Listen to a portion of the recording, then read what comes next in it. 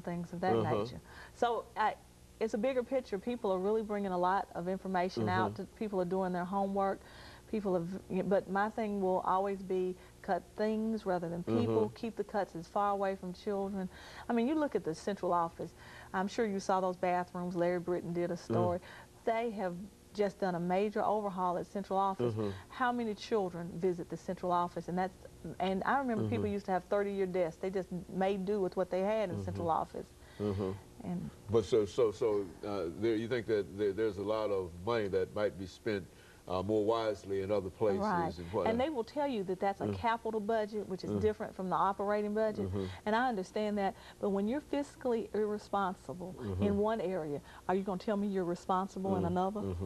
You know, Ms. Merritt, let me raise this question because I think when we talk about the underutilization of facilities, and especially in minority communities, and we talk about the reason that the children are not there is that the children are being bused somewhere else.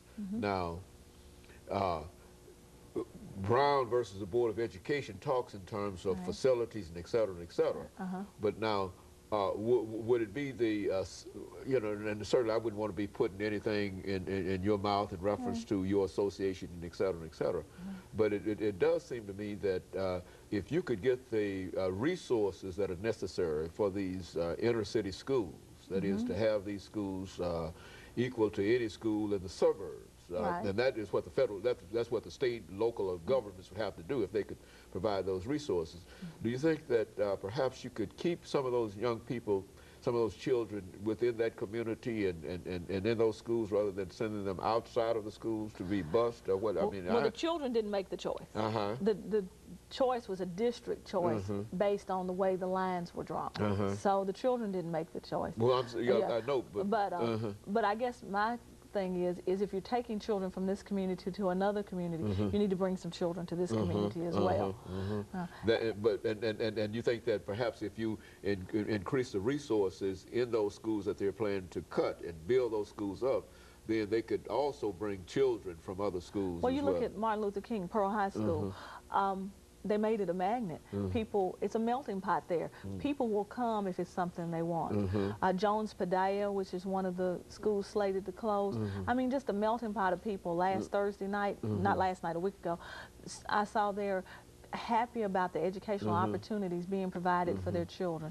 And that's what we want. I mean, the world is a melting pot, so we want our schools to be reflective of society in that manner. And you don't think that the current situation in terms of the administration of the schools is looking toward creating that kind of situation for the...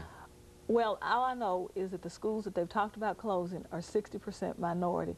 And now, you know, if they're, and there was a theory out there last night that they, because of AYP and No Child Left Behind and those issues, if you move these students, and if they're underachieving students, then they get lost in the shuffle, and it makes it appear that your test scores have really soared. So I thought that was an interesting, so people, like I said, people are doing their homework, a lot of good information.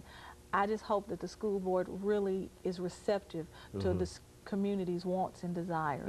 And you think that as the president of the association, that it's about time for Nashville to start talking about education again. And you know, it's time for Nashville to start working with its teachers. Teachers know what children need. They're closest to children. They are the ones. Don't ostracize us or shut us out. You need to let us in because we want what's best for children, and what's best for children will always be what's best for teachers. And so you think that there's a little sentiment that they're trying to keep y'all from being involved in what's going on? Well, I think they, on the surface, they want to say that we're involved, but they don't really. Their ears sometimes are closed to what we have to say, and they really need to open. So they're just they might be just giving lip service to your involvement, but they really don't want to hear what you have to say. Well, and I told them last night, I said, I'm going to talk tonight. A week ago, I felt like I was at Thanksgiving dinner and I wasn't allowed to eat.